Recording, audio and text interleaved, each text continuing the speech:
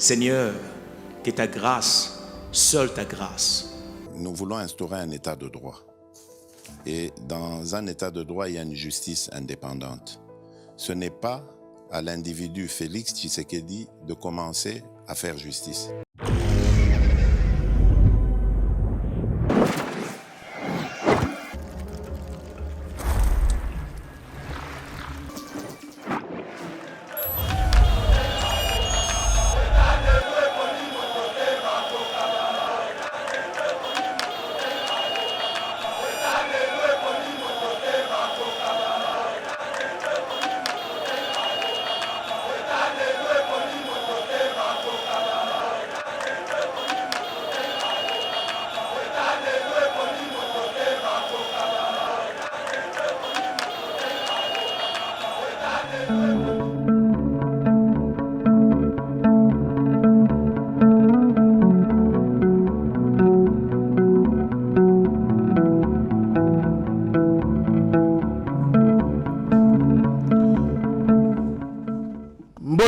Bandeko Balandi, Yeba TV, spécialement émission Éveil patriotique, votre source d'information na Union Itali, Mbokanabiso, République démocratique du Congo. Lelo, toza na plateau spécial parce que na yambeli bino vraiment des invités au baza vraiment spécial. Toza Anandeko Etienne Kabila. Tozana Abesho les baza sousou ya ko présenter ils sont des habitués. Ya Yeba TV na bango vraiment des libino ba révélation. Alors restez branchés sur cette émission. Bon s'abonner massivement à Yeba TV, partager l'émission. Tindela mutulia banda déjà ko commenter parce que actualité za makasi. Toko beta masoloni ni lelo bandeko. Toko banda na situation sécuritaire na Goma. Boyokaki Kiabutu ya lobby mokolo ya vendredi crépitement ya ba armes légères. C'était dit à quoi bandeko misusu ba koloba eza attaque ya ba wazalendo ya ba FRDC misusu ba koloba eza dispute et incompréhension entre ba éléments ya armée rwandaise na AFC. Bozala brancher la émission oyo bokozwa ba révélation montée en puissance ya ba wazalendo. Qu'est-ce qu'il faut retenir? Boyokaki ke Nyangezi a été complètement récupéré par le Wazalendo à 24 km ya Bukavu et puis Kakana même axe ya Bukavu Calais totalement entre les mains yaba M23 et yaba Wazalendo au moment où la négociation est censée se poursuivre vers Qatar. Qu'est-ce qu'il faut retenir? Quelle solution finalement pour mettre fin à cette guerre d'agression? Naba sujet mususu ebele boko découvrir yango na kati ya émission ya lelo ndeko Abeshole na yambi na plateau ya Yeba TV. Bonjour, bon week-end nayo mwana mboka. Merci beaucoup nayo DG Shadrack, merci pe na combattant ya Tongo Etienne Kabila. Frère, oh vraiment to message un commando vraiment pour le pays, un citoyen congolais Wazalendo ya Tongo pire souche. Oyo alingi vraiment na ze seconde konanga Etienne Kabila a participer émission nayo na concours ya DG Shadrack. Pourquoi pas Mbujima Mobimba ndenge tozabo do to na plateau boy Mbujima batie écran Mobimba à travers honorable Kalengai. Pourquoi pas l'honorable Titi Espoir na bana Matadi pour ba qu'est-ce qui se passe? Est-ce que dossier à Kabila ya Goma eza solo? Moi Mboka Trésor Lumbona Abna Etienne Kabila en direct na coordination à DG Shadrack ensemble de redévelopper. Merci. Très bien, merci Abeshole ndeko Etienne Kabila Mbote toyambi au mwana mboka na plateau ya Yeba TV. Mbote ndeko nanga. On est là. La lutte continue. La lutte continue, victoire est certaine. La patrie ou la mort, nous vaincrons. La patrie ou la mort, mais est-ce qu'il y a beaucoup de bangate? Non, to bangate, to bangani. Très bien. Na kozongela yo tozo banda na Abeshole ndeko Abeshole tovandi butu ya lelo toyoki masasi eko beta na ndenge ya somo kuna mupanzi ya Goma me batu misusu balobi ba FRDC ba Wazalendo balingi ba attaquer ba récupérer Goma, mais selon les sources aussi et toujours information mususu ke dispute ezali entre M23 entre armée rwandaise na ba élément ya AFC ba ko futa bango te malgré ba ko lia ba mbongo ba ko piller ba minéraux ba copier ba institution o ezala ki bongo na partie est ya mboka na biso mais ba ko se retrouver te analyse na ezali na situation wana ezali ya solo DG Shadrack batebele bakanisa ki ke mokonzi ya mboka akolala pongi pona sécurité Fatia mibenga ki déjà lobi ba congolais bo benganga mokengeli ya ba congolais Fati aza mutu oyo patriote oyo alingi Congo na ba congolais et agira devant les congolais que ata 1 cm à mabele au Kabila Joseph alinga ki koteka et kosimba te pendant que lui est le président de la République donc c'est vrai oyo lobi a proposition na nyonso oyo lobi wana eza solo parce que Kagame pa kofuta ba militaire bien te promesse nyonso apesaki na ba M23 to boto la Goma to boto la Bukavu bokoza ba fonction na renommé bino ba directeur ya ba Kadeko bokoza ba gouverneur ou soit ba directeur provincial ya ba banque o toza to ko piye mbonga Congo salaire ko mata ti lelo ba banque congolaise nyonso na ba place oyo ils ont occupé par des M23 sont verrouillés moi ba ko tabazo accès ezalité difficulté ya kofuta difficulté ya ba prime mbongo ya ko ba encouragement ezalité nde promesse nyonso Kagame ba Kabila bananga bafandaki ya kopesa bana batu bakokite ezape ya solo mais le vrai problème est que coûte na yebite qu'est-ce qui va se passer après cette émission parce que émission jusqu'à présent tout sali Bukavu Goma n'est pas encore sous contrôle il y a ba forces armées mais il y a menace il y a roboto lango to yebi na noter après émission qu'est-ce qui va se passer parce que c'est vrai que Goma est menacé par des Wanzalendo vrai et que Bukavu aussi est menacé par les Wanzalendo ba renfort nyonso ba Rwandais ba yaki nango pour entrer à Kabila d'ailleurs ba Congolais sengeli ba yebake depuis butu et avant-hier Kabila zalaki pression crépitement ba armée ozoko lo ba wana Kabila yoki yango pona ko informer bande ko na ba Congolais c'est un vrai péré donc un péré mutu moko boye na yoki yango wapinde ko abesho nazolo belo biso to pesa mais nous sommes des communicateurs non batu balanda biso partout batu ba petinde biso ba vidéo batu ba informa biso ke na Goma minito abeshole na makambo linga osana linga na tindo elo memoya ko bimana ndako ezate to moni cortège ya mulai e uti na province ya Rwanda o ba ko benga kizeni eko kota to landeli c'est Joseph Kabila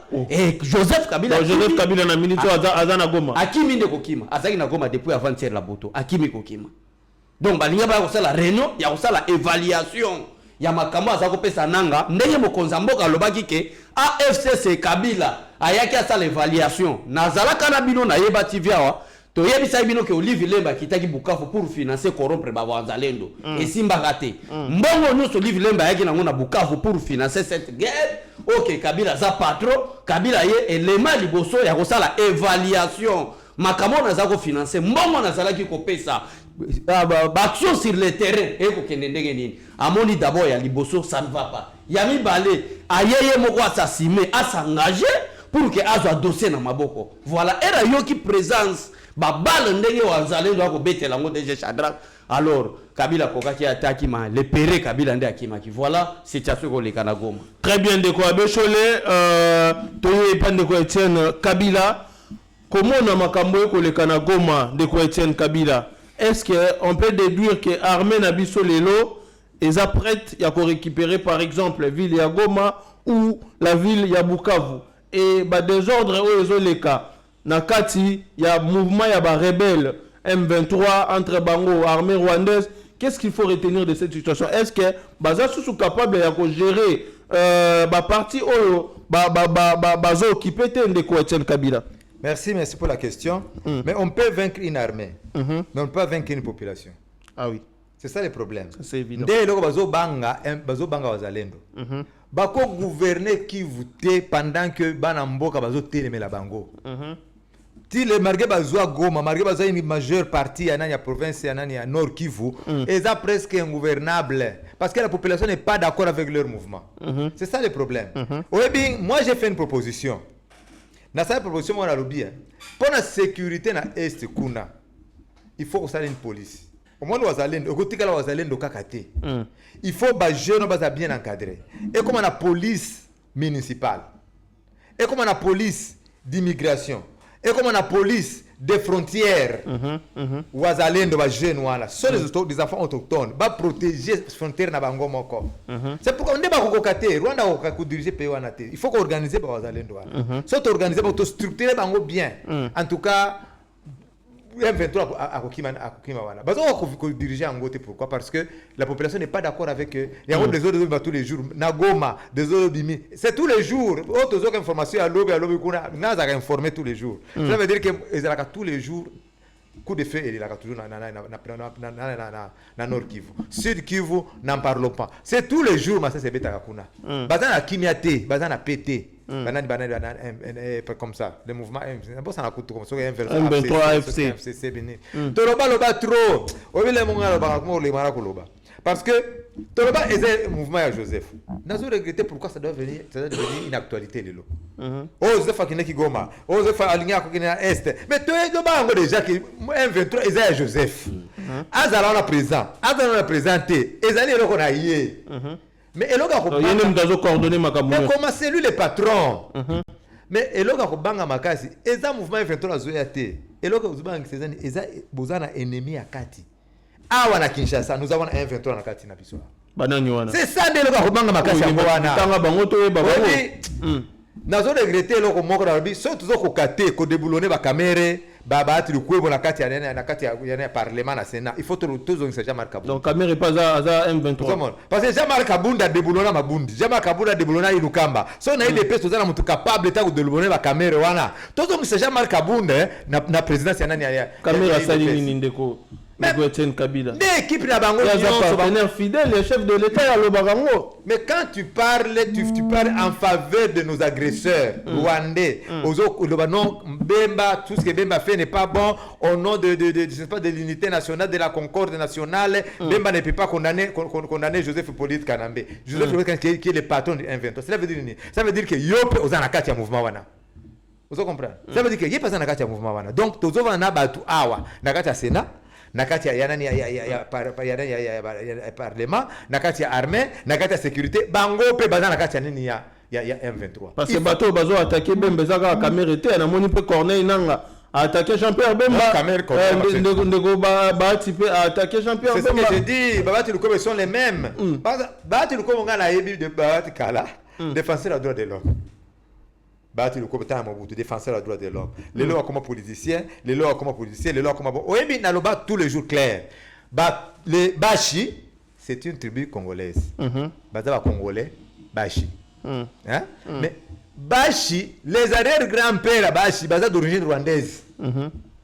Bashi ebele bayaka bakoti bayadi après 1960 bakota akana Congo bakoti bauti na Rwanda balino nazamushi akompe congolais soko mwana muto saba déclaration lokola bakaya banamba bati wana il est déjà suspect oyebi ba déclaration ba bati wana na ba caméra si seulement si bazali na mode arabe ce sont les hommes à abattre c'est parce que les congolais n'habité sur le biba momo sous ce que sonne mabe c'est peut-être une cupidité. Ou bien une lâcheté. Tous les gens qui ont Ruberwa, Namboka, wana Kinshasa, bavandi aisément. Bazo respirer à l'air libre. Mais comment? Cela veut dire que l'air hospitalité est hospitalité. Bamona ko ba yuma. Parce que bako vivre dans un pays nabiso te basaka nabiso et puis bavandi à Kinshasa aisément comme si rien n'était. C'est inconcevable. Au début de la guerre, il y a les USA contre le Japon. Japonais, américains, né grandi aux USA. Ou bien naturalisé américain, yo japonais. Au cercle de déclaration mouké na télévision. Bakangyo prison. Bakangyo mbalamoko ba déporté yo. Et c'est parler démocratie. C'est ça de vraie démocratie de Bangoana. Mais pas la biso mutolaka na télévision. Non, il faut pas parler contre Hippolyte Kanambe, il faut parler contre Joseph. Et ça bien totikié. Ba parlementaire de pesa wapi. Bosali motion ya non confident. Balongoli ba caméra na parlement. Ba bengani bango bazonge pa na bango na Rwanda. C'est ça qu'il faut. Mais surtout vanda kabwe président Félix Akosa, président Félix Akosa eloko nyo sauté.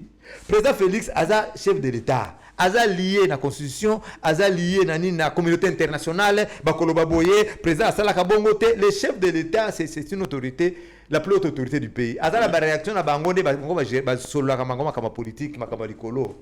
Mais biso ba combattant, il faut tout agir ngwana. Ça veut dire que je venais de meeting avec les amis les combattants de Yolo. Mais bango Ouazalé ne faut appeler la casa Kinshasa. Ah oui. Tout le monde s'en charge de la traite wana nyonso wana. Ah oui. Ouais. Vous comprenez? Ça veut dire par exemple Kingakati, il est là utaka na Rwanda ayana atana na $1 na poche. Kingakati za ba congolais. Et des fois que le koboto la yebo longolais Kingakati za sur yote. Soit le président Félix toko tourner en rond. Bilo mo faut s'en charger biso moko le peuple doit se prendre en Soulèvement charge. populaire. Le peuple doit se prendre en charge. C'est comme ça. Solution est ce qu'il faut. Il faut le peuple se prendre en charge. Tout le monde a la carte président Félix Akosala. Non, président c'est un chef de l'État. Réaction chef de l'État, homme d'État, n'a combattant, n'a opposant, et ça est différent. Très bien, de Étienne Kabila, on a frôlé peu deuxième question parce que tout le monde a monté en puissance ya Wazalendo. Tomoni Mupandi ya Nyangezi kuna na Sud Kivu à 25 km ya ville ya Bukavu, Wazalendo bandi ko récupérer ba territoire na Calais, ba récupérer. Mais est-ce que solution na guerre parce que tout ça na kata ko négocier, il faut pas robosa na yango na Qatar. Mais apparemment, la négociation est stoppée parce que M23 mesure pour la table de négociation. Il faut le président Félix Antoine Tshisekedi se prononcer publiquement dans le régime publiquement que Bazan a besoin de négocier dans M23. Il faut qu'on lève les sanctions, la condamnation à mort, surtout justice ya Mboka République démocratique du Congo et frapper Wazalendo. L'analyse par rapport à la situation, est-ce que la diplomatie et comme on a vu sur la solution ultime pour mettre fin définitivement à la guerre d'agression ou il faut qu'il n'y ait qu'à Nzela Yamanduki. Balobaki que pour la Zalendo, bazota négociation est bangote. Batu ya Kivu baboye négociation, ata ba continuer à négocier koto, bango ba continuer ko bunda za mabele na bango ba kotika bangote. Ba kotika mabele kende pa ba payate. Donc, négociation, est-ce que le président Félix a gagné? Bato bakende kuna za ba gens ya renseignement, des experts militaires, ba technocrates bakende kuna. Ba autorité politico militaire bakende banani ba président de la République, ba ministre bakende kuna te. Ba zo kende kuna qu'on a plus formalité. Oh ya banani ba le quoi ba occidentaux bazoloba, ba organisation ba organisme ya nani ya onisien zoloba ndé bazo kende kuna. Mais ba yebi que la guerre doit se gagner sur le terrain. La guerre se gagne sur le terrain. Monter M23, il y a Wazalendo. Nous allons tous les jours. Bateau, ça va structurer Bango. On va marcher sur le Kigali. Ministre de la Défense a outil na Ouvira. À ça les réunions dans l'autorité militaire, dans l'autorité dans la carte. Yebisi boy. To préparer attaque. To attaquer banani M23 a nani na Kamanyola. Na Kamanyola. Armée burundaise de pays ça Bango. Ils ont empêché Bango. Armée congolaise zoko tanakatite batika le bango moko batuni ministère de la défense est-ce que armée burundaise rôle na ye eza ko aider biso ou bien ezo aider armée d'agression. Donc cela veut dire que bazalendo jusque là bazana appui penza total te ndani ya armée na biso ceux qui ba pesi bango munitions ba pesi bango ba armes. Et si les négociations tout est c'est ça. Donc la paix se gagne. La paix se gagne. Donc, il y a une négociation.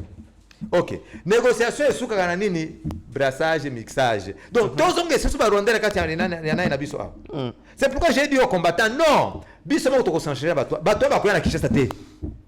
To la campagne, to la nyonso bato ba vendre sur na Kinshasa te. Les Tutsis rwandais doivent vivre ici aisément à Kinshasa. Ba pays nyonso du monde, ceux qui na pays comme naturaliser la pays wana, tu dois respecter les lois de ces pays-là. Bango ba des Congolais d'adoption. Ba awa donc ils veulent bango ne ba ko roi. Mais ça ne va pas, ça en est trop. Ça en est trop. Très bien, Ndeko Étienne Kabila Abechole Tomoni monté en puissance yaba Wazalendo na partie est. Mais qu'est-ce qu'il faut retenir de cette situation? Est-ce qu'elle est loyo guerre oyo ko mené ba M23 ou bazo occupé la majeure partie ya ba territoire na biso na est et ko mené biso na solution où il faut kaka to le cas na table ya négociation comment na makambo ko le cas analyse na lecture na ezanini. Oui, merci beaucoup DG Shadrack. Yambo tena comme na place ba Wazalendo et sengeli bandeko ba ko landa biso ba yebake Etienne Kabila zali mwana ya Laurent Désiré Kabila. Il connaît bien Vital Kamerhe, il connaît bien Bati Lukwebo. Pendant que nous étions à l'opposition des parlementaires debout, tozala ko loba makambo Etienne Kabila pendant que Joseph Kabila azala ke koluka bomaye. Na parlement debout tozala ko loba. Etienne Kabila, je crois, c'est Etienne lui-même qui était en Afrique du Sud, oh, Joseph Kabila, pendant qu'il était président de la République, Azako Luka Bombaye. Et Malobaneta Nazo Bimisa, na qualité à moi, Laurent Désiré Kabila. Et en plus, na qualité au papa na yazalaki président na mboka o. Na qualité mususu ya Joseph Kabila yaka kolata identité na bango. Et sengeli maloba koloba concernant ba Vital Kamerhe na babati lukobo tozango au sérieux parce que c'est notre pays. Ce n'est pas pour la première fois à Golobango. Et après le message naé azalaka menacé. Azalaka menacé pourquoi? Parce que makambo ya Koloba est touché bango. Comment est-ce que nani a évité que même Bemba, nous connaissons tous que Bemba sala qui berre, Bemba sala qui rébellion. Tout le baté que Bemba bravo. Mais nani sala qui que Jean-Pierre Bemba qui est boloko. C'est Joseph Kabila. Batu ya Bemba babimi na ba télévision ça que moi na mboka becho la zo a inventé. Mais comment est-ce que pendant qu'on est en train d'attaquer Joseph Kabila, Batuloko la Babachi Lukwebo, Batuloko la Vital Kamerhe, Bazoa quoi s'en charger na Jean-Pierre Bemba to défendre. Parce que eloko oya ma Bemba lobby contre Joseph Kabila zate, a lobby ka la vérité. Des raisons pour laquelle na linga na zonga mwasima na yebisa ba konziba ko le kabiso ba ko landa biso ke malobo ya koloba ya ko se débarrasser na Babati na ba Vital Kamerhe et c'est que tous en considération balobaka tozala ba preuve. Je m'excuse, mais maloba ya mutu ezobimisa ba preuve que mutu oyo ndenge zaboye azana ko kena ba penser tel. Voilà et là on a lingana même comme apport en tant que parce que biso ta to ko bake. Kamerhe to ko monobiété. Bati to ko monoté, ko mona batu muso ba bimi. Non, nous sommes en coalition conformément à l'article 78. Les chefs ont besoin de la coalition. Bilo bataille DPS ko taxer batu. Mais quand Etienne Kabila parle, c'est beaucoup plus en considération parce que Azali n'a parti politique, Azali n'est pas mais c'est un citoyen congolais qui aime son pays. Voilà. Premier élément, Neto Linga Tolobela Ngwana. Deuxième élément par rapport à François DG Chada, Naba Rwanda Tokoti ko négocier. Ba négociation ko zala ka ba préalable s'il est préalable. Donc tous bakara to structuré ba wanzalendo wana. Soki te to ba baloba ki tozo kende na doa. Ba kuti doa. Ba pesi ba préalable mususu. Mais en attendant, il y a un accord, il y a Luanda oyo to bandaki nango na Nairobi pendant que Lorenzo était médiateur, ba tika la ko respecter. Donc avancer ba wanzalendo oyo. Biso tozo soutenir ngo ba avancer et que l'état congolais a vraiment soutien makasi apesa na ba wanzalendo parce que ba Rwanda ba boto na makasi sengeli tozo ngo pena makasi. Et puis eloko moko babe chole. Bato azobo sana moni que le fait que bazo pesa nan wazalendo munition te ba appuyer bango te. Population yakuna bazo lo ba président bazo chercher contre le président de la République. Bazo si le grand président ça eloko moko te pour na biso abandonner biso. Ngaso ba leader wana, j'ai fait 4 ans en brousse. La plupart de ces leaders là au ba maïmal comme wazalendo, je les ai encadrés dans un bango. 2009, 10, 11, 12, avant que nous avons président Afrique du Sud, nous avons bango. Bazolo Baké, président a abandonné Bisso, a eu ce loco mon côté, Bazolo Nebso ba farceur, Bazolo ce loco mon côté, Balobi, ba autorité ba kende kuna na Uvira, ba pesa ngolo côté. Balobi, Bitakwira est passé là-bas, a pesa ngolo côté. Ministre Moka défense a kuna, a pesa ngolo côté. Donc pour la bango, le président de la République les a abandonnés. Vous comprenez? Ils ont créé une popularité à chef de l'État dans l'Est. Je ne sais pas si le président va donner l'information exacte. Non. Batouana va comme contre le président de la République, il va passer de l'autre côté. Ce que le président de la se défendre. Au moment où FARD ça a reculé. Et là, qui s'est dit? Au Tiki Bango Bakoufa. Occupé Bangote. Tomano so anaba tous les jours, tout le monde va démoraliser. Et il ça va konzi kuna, na konzi va konzi, bah ça na l'autre côté. Il y a une photo de la média pour avec par cette voix ici et au comment il pas président de la République. Les autres démoralisés. C'est pas non seulement les Wazalendo, même la population. Oh so za kuna. Balobi mais comment se fait-il que toza awa, tozo mona appui mon côté armé, tozo attaquer pourquoi? Toza na défensive tous les jours. Pourquoi? Ils ont beaucoup de questions. Nyo sozo kana nini na muto président de la République. Bazo ça eboye.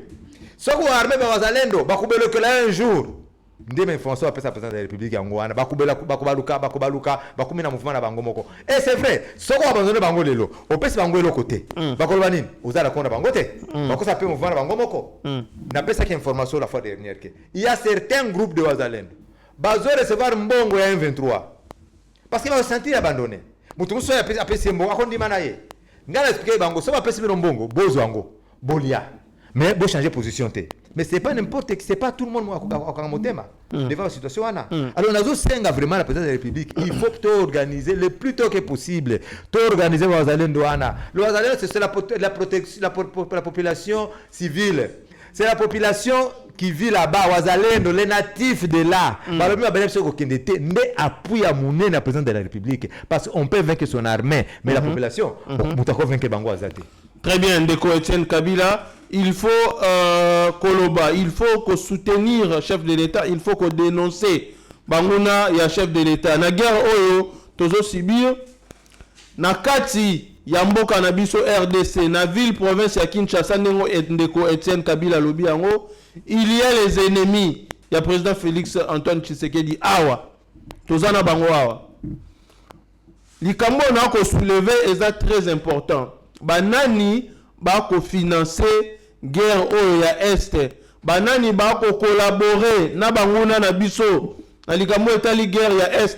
Pe banani ba ko soutenir président de la République na guerre oyo ya Est. Boko découvrir yango.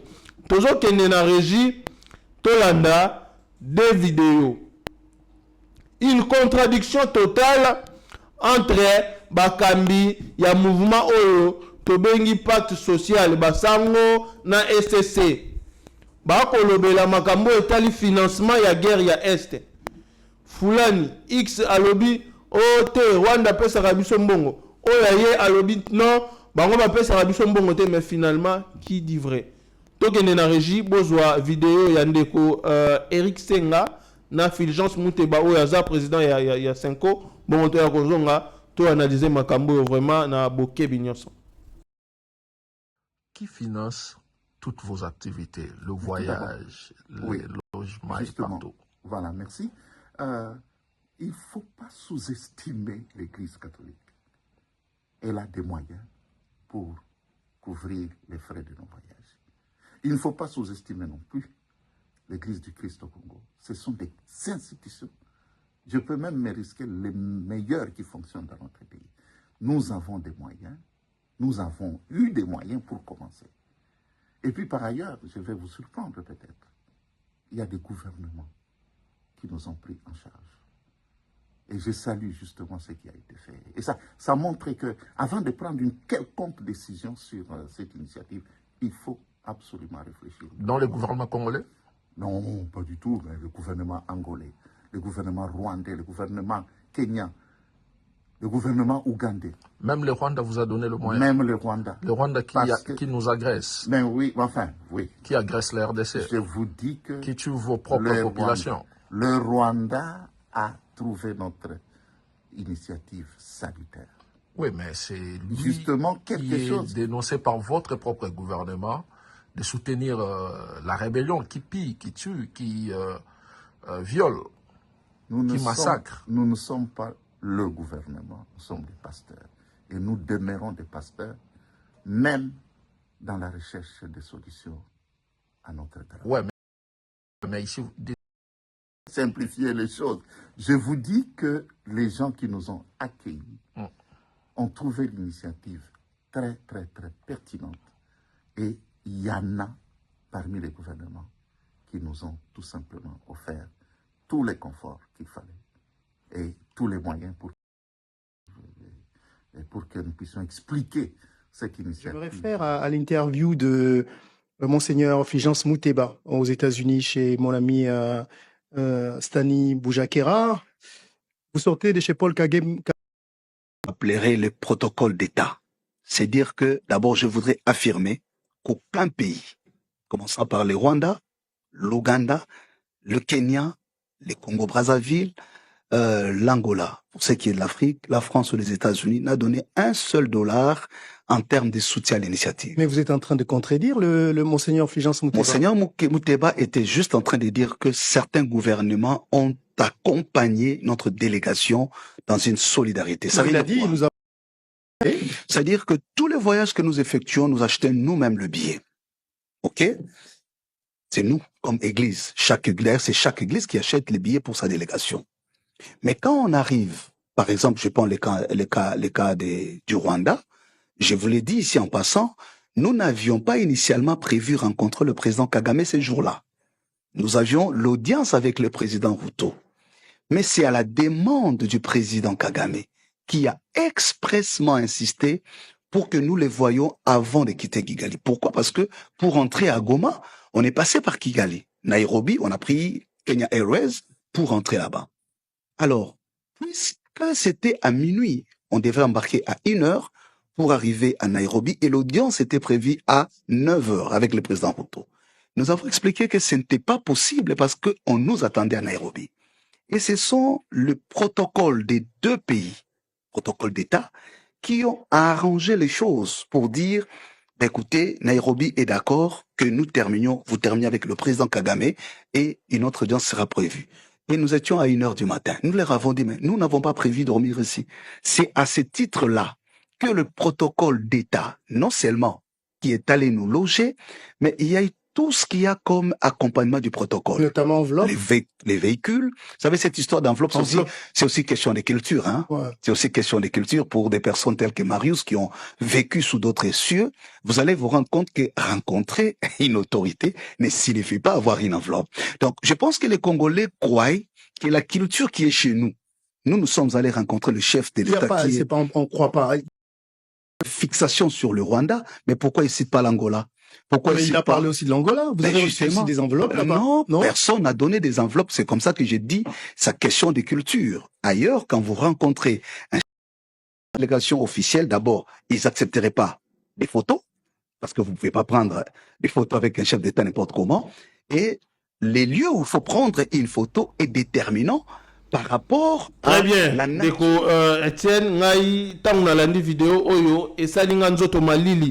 Comment le président Yasenko a affirmé que na ba voyage na bango basalaka Rwanda a contribué Uganda Museveni a contribué Kenya ba contribué na kotinde ya bango misolo et journaliste choqué a tout nié même Rwanda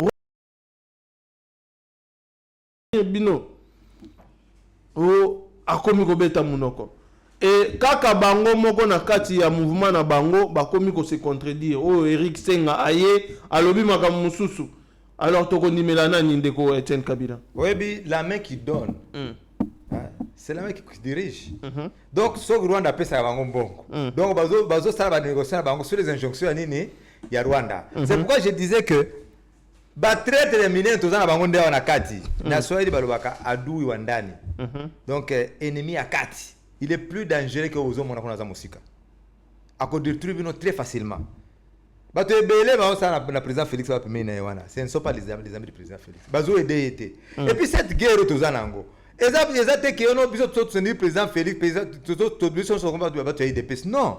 C'est une guerre d'agression, c'est la RDC qui est agressée par les Rwandais. Mais il y a un président congolais qui est à la tête de notre pays. Nous avons l'obligation de soutenir. Vous voyez combien de pression à Zouaga. Oui, j'étais avec l'ambassadeur Moulongo, mon chef direct, jour quand Nanekwe à Kambandaka.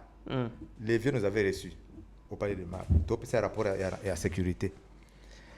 Avant, la Pérouse a dit le pouvoir, c'est fatigant.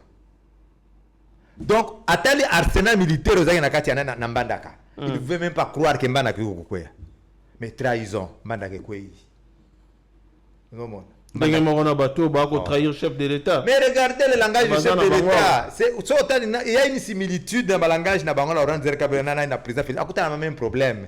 Au Tunisie, il y a des bazan espèce de Congolais qui travaillent dans Bango, sont les anciens bouddhistes, comme vous travaillez. Quand il est venu avec les Rwandais l'ont amené au pouvoir, qu'est-ce que Laurent Zerkabena a dit en fait? Il me prenait moi pour un con. Voilà. Tu vois un peu, il se sentait un peu humilié dans la présence de Nabango. Et comme le président de pays avait aussi dit, alors j'ai supporté des humiliations. Comment pouvez-vous comprendre, chef de l'État dans une manifestation officielle, président de la République qui est à côté, premier ministre Azate, Inukamba, Mabunda Azate, Basabote Yango. Quelle humiliation! Mais le président va donc supporter avec l'organe Nyonso. Au moins, il y a un ennemi à 4 Bazali. Si on les lots, tous les négociations, on a pouvoir. Tout le monde est sous Mabunda Zongi na pouvoir. Hippolyte Kanambe Zongi, na batunaye nyoso na Congo, ba ko diriger Subiso. Mais Congo ko bonga mo koloni. Congo ko bonga te na constitution tozana ngo. Constitution est bien verrouillée que mutu nyoso akoya après Joseph qui échoue. Pour batu ba kanisa Joseph. Non, les Joseph Azalaka ezala ngo boyete parce que aujourd'hui on va tous les jours président Félix a dirigé pays. ou bien le gouvernement a quel projet de société. Projet de société fixe exact. Il n'y a pas un programme fixe du gouvernement. Pourquoi? Parce que les gouvernement gouvernement d'union nationale. Tout le monde fait ce qu'il veut. Parce que si on a une pression, par exemple, Vital Kamera, non, vous savez, dans un poids, j'ai autant de députés. Il faut changer la constitution. Pire encore, 217. Et le but de la RDC peut céder sa souveraineté au nom de l'unité africaine. Bisson est toujours à la base de l'unité africaine. Tout c'est des mabélés à Bisso pour au nom de la paix. Et cela est faisable. Après, on a battu que notre changer la constitution. Nous devons changer la constitution. Ce n'est pas pour Félix Tshisekedi, mais la constitution, tout ça, il faut changer.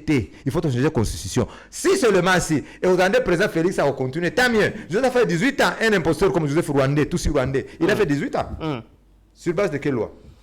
Très bien, Ndeko Etienne Kabila. Abechole, comment on bateau, il y a Senko, na partenaire na bango, il y a SCC avec leur maître Paul Kagame, Museveni, William Ruto, bako bundisa chef de l'État parce que tu confirmé, yango bango ne batinde la bango bambongo. Qu'est-ce qu'il faut faire? Qu'est-ce qu'il faut retenir à Bécholé de cette situation? Il faut que soit maloba oyo Eric Senga et que soit rejeté en bloc. Parce qu'il y a des pasteurs protestants de l'église protestante qui souffrent. Mais Eric Senga azo soit business class, azo kende na hôtel à danger, na ba New York, na ba Afrique du Sud, na ba Kenya, na ba Uganda. Mais sur autant de l'église protestante ici, les pasteurs souffrent sérieusement. Donc c'est-à-dire oyo nyonso Eric Senga azui, il faut qu'on rejette en bloc. Véritable version à Rosoa, Eza oyo Fulgence Muteba. Parce que c'est lui le président de la Sénégal. C'est lui qui connaît la vérité. Bah éviter et SCC à travers Eric Senga pour que bas soit moins crédibilité. Parce que bah déjà peuple congolais a dès le début que quelques évêques ainsi que de l'abbé, précisément de la Sénégal, sont contre les chefs de l'État, basés pour bouffer Mongo et Paul Kagame. Et tout cela, tout cela qui a une mission DG Shadrach. Tout le monde qui est Kabila qui a une base na Nairobi. Tout le monde qui est Katumbe qui a une base diplomatique na Washington. Pour nini pour la corrompre William Ruto. Pour la inviter Batoyo Bariki Senda Donatien Chole. Des bases pour la corrompre les dirigeants africains. Mais de l'autre qui peuple congolais a battu DG Shadrach Jassib devant Yeba TV que Kabila a été chassé comme un chien na Addis Abeba. Bon vérifier bateau nous balandaka que base na yeza na Addis Abeba. Après passage il y a délégation américaine oyo bakutana mokonzi mboka après kokutana mokonzi mboka batamoli ba pays wana ba Kenya ba Uganda Kabila a été chassé. Base ya Kabila eza na Addis Abeba. Donc cela veut dire peuple congolais bandeko ba kolanda biso ke message ya Fulgence Muteba solo muta financera biso William Ruto, Paul Kagame, Joseph Kabila nanga ne rien en contrepartie ba pays wana ba bénéficier na ba minéraux du sang ya ba congolais. Nde e ba comprendre Fulgence Muteba ko bango amoni erreur. Ah na bimisi vérité boyenini ba communicateur ba komi ko attaquer nga boyenini ndeni ba congolais a comprendre que William Ruto a financé Bisso. En attendant guerre ya Est et la République démocratique du Congo, Kagame, rapport à Nations Unies, rapport à Conseil de sécurité, et confirmé que Kagame, il y a la présence des militaires rwandais sur le Congolais. Ndegeni nga évêque Mobimba est président de toute une organisation, Otoko Benga Bongo Senko, na koloba ki ba financer Bisso. C'est que le peuple congolais, ba kote le melanga, Eric Senga, yo mataloba. Des raisons pour laquelle au monde Eric Senga aïe qu'on démentir pour que le peuple congolais mis donc guerre est oyo pacte pour la paix. Oh c'est une combat qui peut batailler ça donc ils ont pacte pour la balkanisation et d'ailleurs na yebi que so maloba parce que ndeko nangé tien azo maloba d'ailleurs yeba que Kabila présence Kabila na Goma ni tete le wazalendo baki misete ayaki na des objectifs en dehors de la évaluation Kabila ayaki afanda yo so pona Kabila mu ngona zo ba Goma Kabila mu ngona zo ba buka falo bate alba partie orientale du pays cette partie orientale du pays wana et ça ne place au bango balingi basa la balkanisation des Shadrach. Mais à travers avec l'appui Yanini avec l'appui ya Senuko nde yangwana ko PBB papa Fulgence Muteba so zape papa po to que babé belepe babota en coulisses mais pas de problème boza abe officiellement mais c'est la même Fulgence Muteba to yebi malamu que au pays biso déjà vérité vous êtes en train de bouffer l'argent du Rwanda Très bien, Ndeko Abécholé, mais il faut peut encourager les partenaires et chef de l'État, Ndeko Abécholé, parce qu'à un moment où le mot cannabis est paralysé sur le plan financier, Tata Mokonzi Mboka a besoin de Batu, où le peut bako bundelaye. Wana na moni, Mwana Mboka, DG, il y a DGI Barnabé, Mwakadi, où ako bunda, na moment où il y a recette. Oyo utaka na partie est na Goma na Bukavu na Nord Kivu Sud Kivu est paralysé, mais il est en train de multiplier les stratégies pour na ko matisa lisusu ba recette sur wana nezo financer guerre, ils ont renforcé armement, ils ont renforcé armée na biso en termes de recrutement. Ndeko Abécholé, qu'est-ce qu'il faut dire? Oui. Parce qu'il y a tant d'infiltration. Ndeko Etienne Kabila lobby. Mais pourquoi pas soutenir Batuloko la DG il y a DGIT. Pourquoi pas tant on sala les hommes rapport les hommes que Mouyibi ezate parce qu'il y a en dehors il y a Mouyibi il y a tas d'infiltrés et DG à DGI c'est un homme honnête et un Congolais de père et de mère. Dès que tout le monde qui visionne marche avec les chefs de l'État. Biso to yebi na biso yete to le amonete mais le problème est que total nana zo ko des chefs de l'État mais DG Shadak azaye mokote ba topeka bongo mukenge shai baza wana ba saliter mais belé ba approche chef de l'État pourquoi ba ko zo topeka bongo ba commissaire président sénat parce que ande kuna biso Etienne Kabila lobike mais baba wana so suspect ba caméra so suspect pourquoi topeka bongo ba ko tie président sénat pourquoi ba ko tie président ya nini te ya assemblée nationale te pourquoi ba ko tie président nan premier ministre te des raisons pour laquelle je soutiens mon ami Etienne Kabila et Sengeli Tobuka constitution yo bazo bata man article 78 ya kokosa biso était la majorité la coalition l'article 78 il faut to ma constitution pour que to soit ba natif à solo bana mboka ya solo pour que to tombola mboka na biso. Très bien, Ndeko Etienne Kabila, moment où pesa moment où Tata Mokonzi il faut ça la ba choix où permettre abunda bitumba oyo na lolengo esengeli pona ememaye na victoire yango to moni bato ba ko bundela misala na bango eko monana babomba makate ba Jean-Pierre Bemba bango wana alakisi na miso batuke il défend la nation, il défend le chef de l'État batu lokola ba Barnabé Mwakadi DG ya DGI misala na ezo monana batopeka bongo omoni nende ko ba consultation esalemi eleki esili c'est bien mais c'est déplorable que Union sacrée a consulté Union sacrée.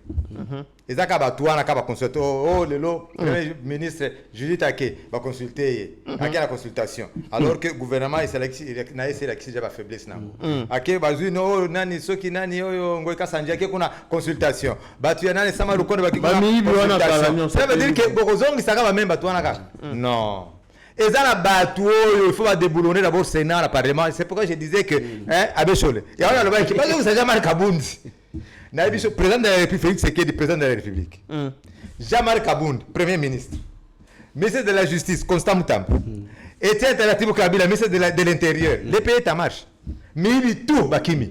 N'a solo. Mais tu as maîtrisé la sécurité. Il peut être quand même changer de stratégie. Le corps va sentir que la diplomatie, le président de la République, le président Félix, comme on fout bien. Kagame a comme vous allez délaissé par les USA, va changer de stratégie.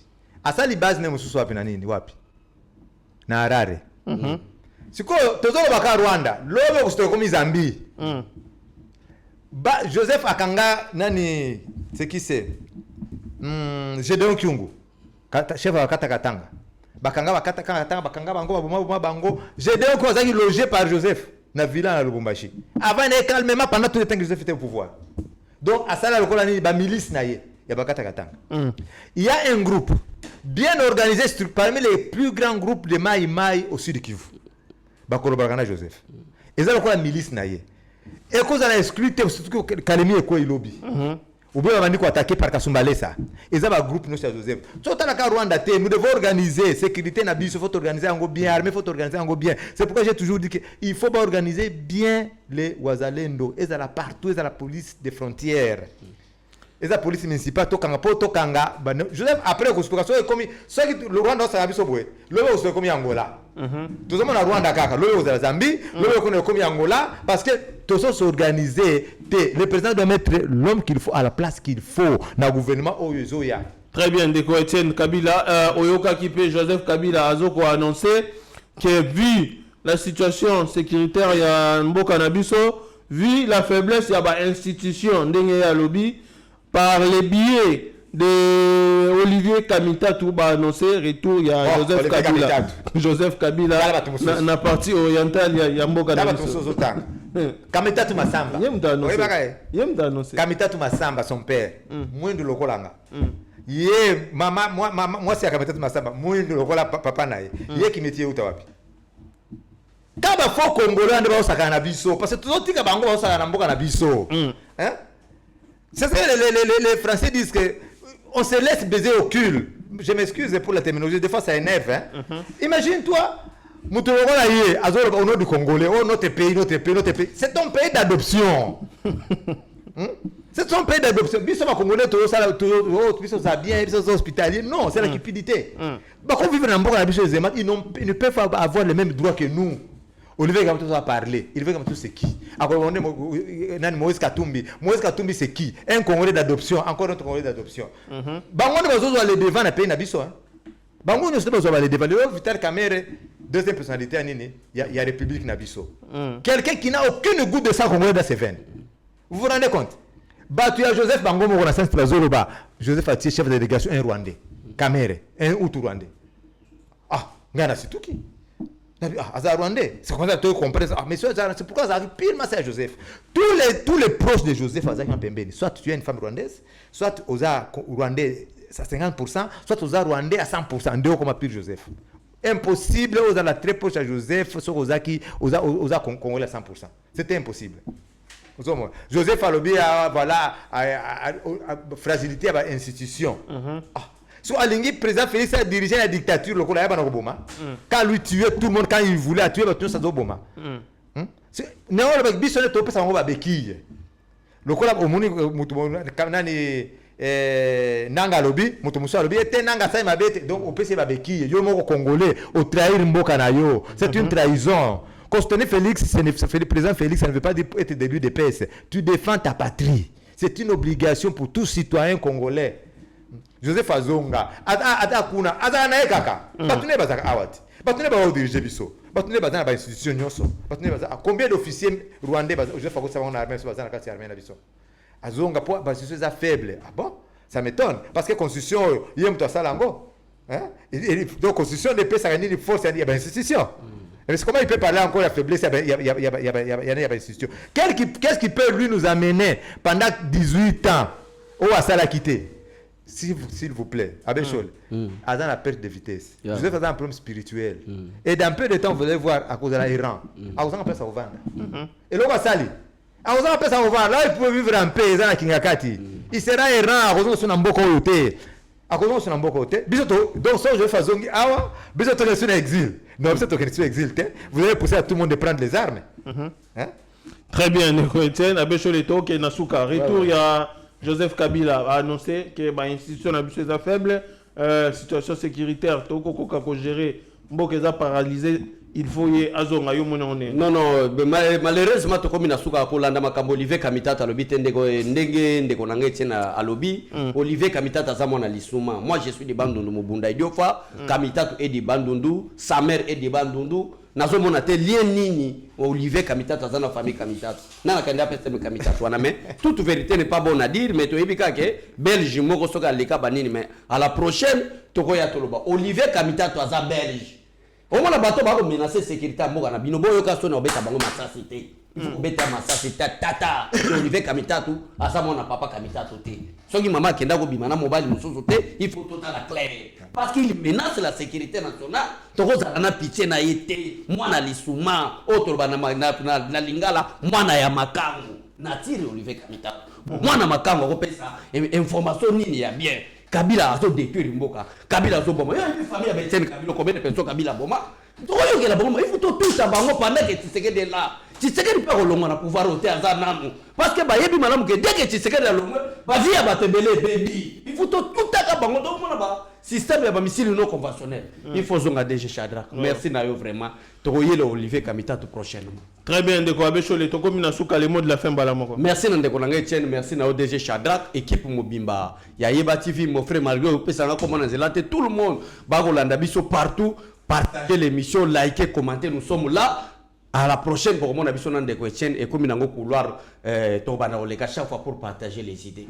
Très bien, merci beaucoup Abbé Cholet, Ndeko Etienne Kabila, Tokomina Souka, mot de la fin, mais na moni open na meeting populaire, au solola na base. Mais est-ce que vous bangate pour tout moni pe ma déclaration na comment déranger ba tu belé? Non, ko banga ngala banga kate. Obe na kuta na papa Etienne Tshisekedi na d'abord gouvernement qui s'était kanisa kake, il a na Afrique du Sud, papa Etienne Dassa mais manga na Afrique du Sud, non c'était pas lui. To kuta na Afrique du Sud. Aïbsa Ganga et Loko Moko Aïbisinga, Osa Etienne ya solo. Parce que tu as vaincu la peur. La peur, c'est notre premier ennemi. Ngana banga kate. Na banga bango pourquoi? Parce qu'on a pouvoir mon côté sur moi. So bomingai, moi un élu de Dieu. Hein? So bominga, on peut demander les autres. Ah oui. On peut m'envoyer mon Ah oui. Moi j'ai une place de choix dans les cieux, na bangani. Et puis on doit se battre pour l'avenir de notre progéniture. Mes enfants sont à l'étranger. Jusqu'à quand?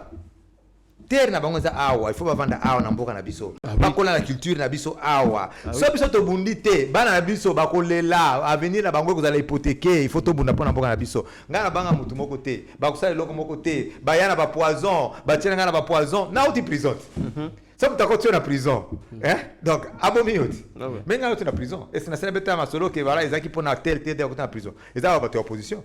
Basala effort, ba osanga na prison, basala nani complot pour les gens à la prison non moi n'écoutez à côté la président Félix à côté lié à côté moi j'ai évité par tous les moyens possibles que président Félix a intervenu pour la libération d'Angaï dans le pays naza innocent n'a ko fesse n'a confronté contre justice tina comme la prison et c'est comme ça Dieu m'a aidé n'a mis dans la prison sans aucune intervention parce que je suis innocent. Na bango bako bangisa ngai te to banga te nazo expliquer bango bato ba banga te Congo eza ya biso ne photo bangisa bango to na to zongi na sena zongi na Kinshasa awa je n'irai plus jamais en exil naza to buna na bango awa na Congo awa ti bako kima pour combat eza président Félix te je n'ai pas besoin à cause de l'aide du président Félix pour na sala combat oyo je me bats pour ma patrie c'est tout voilà tout. Très bien, bandeko tokomi na suka ya émission na biso bitumba ezapo na libération ya mboka na biso République démocratique du Congo toboyi makambo ya ko paralyser mboka na biso 30 ans c'est trop 30 ans en tout cas ekoki il faut ko libérer mboka o yango congolais nyonso partout dans le monde place aux ali bitumba o etali kaka ndeko Etienne Kabila te Abbé Cholet te ba combattants de partout dans le monde ba wazalendo dans les frontières congolais il faut azala toucher na bitumba oyo d'une manière ou d'une autre soutenir mboka na yo na ko partager ka ba information ya solo na ko dénoncer ka ba oyo bazoyela batu ba fake news manipulation c'est comme ça que toko bunda pona mboka bo s'abonner na Eba TV partager émission et puis ngana bino tokutani mbala sima dans une prochaine émission. Bye. Seigneur, que ta grâce, seule ta grâce. Nous voulons instaurer un état de droit. Et dans un état de droit, il y a une justice indépendante. Ce n'est pas à l'individu Félix Tshisekedi de commencer à faire justice.